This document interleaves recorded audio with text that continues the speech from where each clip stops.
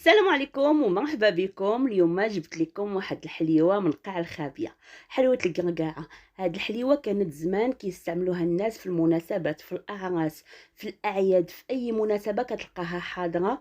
وكتلقاهم ديال واحد الطبسيل ديال الطوس مقوبب، كتجي زوينه، المنظر ديالها رائع، كتجي مرمله من الداخل كيف غادي تشوفوا معايا دابا. المذاق ديالها تيجي زوين، وكتبقى من احسن الحلويات اللي غير بالدقيق، يعني ماشي شي حاجه غاليه، في متناول الجميع. بالنسبه للمقادير ما فيهاش شي حاجه كثيره، فيها ربعه ديال الزبده، ممكن تستعملوا المارغرين او لا سنترال، كويس ديال السكر يعني بقياس كاس العنبه 150 غرام، كاس ديال الزيت 150 مليلتر، وكاس ديال الجنجلان اللي حمرناه مزيان وطحناه، بيضه وحده، جوج معالق ديال الكاكاو، معلقه ديال الفاني، خماره وحده من فئه 8 غرام، وقبيصه د الملحه، والدقيق عندنا 650 غرام. كناخذوا الاناء اللي غادي نخدموا فيه. اول حاجه كنديروا فيه الزبده، ومن الاحسن تكون بدرجه حراره المطبخ، وخصوصا الا كانت المارغرين باش تسهل علينا الخدمه. كنضيفوا لها داك الكويس ديال السكر، وغادي نخدموهم مع بعضياتهم. قبيصه ديال الملحه كيف ما كتعرفوا ضروريه ديك القبيصه في الحلويات كلهم، ومعلقه د الفاني. غادي نخلطوا كلشي مزيان حتى كينسجموا لينا العناصر مع بعضياتهم. ماشي ضروري نبقاو ندلكو فيها ندلكو، لا، بمجرد ما يدخل داك السكر مع الزبده وينسجموا مزيان صافي غادي نضيفوا ليهم كويس ديال الزيت، وغادي نعركوهم عاوتاني مزيان. غندخلوا ديك الزويته في الزبده حتى ما تبقاش تبان، وغادي نضيفوا ليها واحد البيضه. غندخلوا البيضه حتى هي كذلك ومثال حتى ما تبقاش تبان، يعني تغبر وسط من ديك الزبده. صافي كنخلطوا مزيان حتى كيتغمل لينا داك الخليط، كتولي العجينه كتبان مرمله كيف ما واضح مزيان هنا.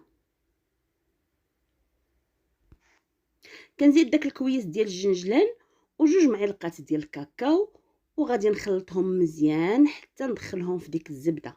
هنا راه ممكن تعوضوا داك الجنجلان بالكاوكاو اي الفول السوداني، حتى هو تحمروه وطحنوه، اولا باللوز، يعني كل واحد على قياس اش موجود عنده في الدار وعلى قياس جيبه، يعني جنجلان، كاوكاو اولا لوز اللي عندكم حاضر استعملوه. صافي ملي كنحصلوا على هذا القوام تنبداو نضيفوا في الدقيق شويه بشويه. انا قلت لكم 650 غرام ولكن انا ما دخلتهاش كامله، يعني غادي نتبقاو تزيدوا بشويه. وغنضيفوا ديك الخماره اللي عندنا 8 غرام.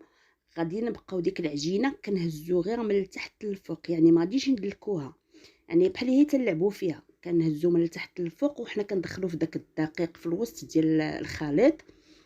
وكل مره تنزيدوا شويه داك الدقيق كنقسموه على دفعات، ما ديروش مره واحده حيت هاد الحلوه ما كتبغيش تكون قاصحه بزاف، يعني قد ما كانت خفيفه شويه تجي زوينه، ما تكونش خفيفه بزاف وما تكونش قاصحه باش ديك الرشمه تجي فيها واضحه وباينه.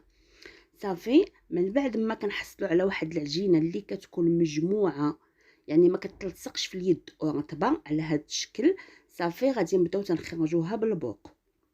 البوق اللي غنحتاجوه هو هذا راه كيدير غير 3 دراهم، يعني ما كايناش شي دار مغربيه اللي ما فيهاش. كنبداو ناخذوا العجينه وغادي نبداو نخرجوها بالبوق. هنا من الاحسن الطاوه هنا تلبسوها البابي، الا ما عندكمش غير دهنوها وبداو تتخرجوا فيها. الحليوه تكون صغيره، هذا القياس اللي غادي ندير لكم انا هو اللي ديروا، حيت مازال فيها الخميره كتنفخ مازال في الفران، ومازال غادي نلصقوا عاوتاني وحده مع وحده باش تجي يلاه هي هذيك في قياس القرقاعه. هذا هو الحجم اللي تيجي فيها زوين. كنخرجوها بهذه الطريقه، تنبقاو مره تنزيدوا العجين فوق ما يخوى لينا داك البوق، تنعاودوا نعمروه. هنا قلبت لكم اللاطه باش نوري المبتدئات مزيان. من الاحسن ملي تكونوا تديروا فيها بحال كتقطعوا ديك العجينه تديروا النص وعاد كتوريكم النص الاخر باش كتعطينا داك المنظر ديال نص كركاعه. هانتوما شوفوا مزيان بحال كتقسموا العجينه في الوسط. هذه الطريقه راه هي كتعطي داك داك المنيضه زوين ديال نص كاع نيت وكيجي زوين. صافي من بعد ما غادي نعمر اللاطات راها تعطي كميه وفيه، برغم من انني دايره مقادير قليله. عطاتني 2 لاطات ولاطه صغيره كتجي على هذا الشكل. هنا الفران راني دايره سخان من قبل، دخلتها ليه والفران سخون، غادي نخليها حتى طيب على خاطرها. هنا كل واحد وفرانو، ما نقدرش نعطيكم التوقيت اللي غادي طيب لكم فيها، انا الفران عندي ثقيل. صافي من بعد ما طابت الحلوى خرجتها، هانتوما كيف كتشوفوا بقات محافظه على الشكل ديالها، على الحجم ديالها وعلى الزواقه، نص قرقاعه نص قرقاعه. هانتوما هذه الطاوه الاولى والطاوه الثانيه، راه تبارك الله كتعطي كميه كثيره ومقادير اقتصاديه. دابا غادي ناخذ شويه ديال الشكلاط وغادي ندوبو، بغيتو تستعملوا بيض استعملوه، بغيتو تستعملوا الكحل استعملوه. انا دوبته هنا، ما ضفت ليه حتى شي اضافه، خليته ثقيل شويه حيت بغيتو باش يخرج ليا من الجناب، كيجي سايح من الجناب تيجي زوين. وغادي نبداو نلاقيو حبه مع حبه. هنا راه ممكن تلصقوا غير بالبيض ديال البيض، كتطلعوه مع السكر اولا بنيسلي اولا باي حاجه كتعجبكم تلصقوا بها لصقوا بها. الغرض منها انها تعطينا الشكل ديال القرقاعه. صافي كنمشي على هذه الطريقه حتى كنكمل هذيك الكميه اللي عندي كلها. وصدقوني هاد الحلوه راه تجي زوينه والمذاق ديالها كيختلف. الا درتو فيها كاوكاو ماشي هو المذاق ديال الجنجلان، ماشي هو المذاق ديال اللوز، يعني كل مره جربوها باضافه ونوعوا، راها كتجي زوينه وما خصهاش تخطاكم من الدار حيت اقتصاديه وما فيهاش مقادير كثيره.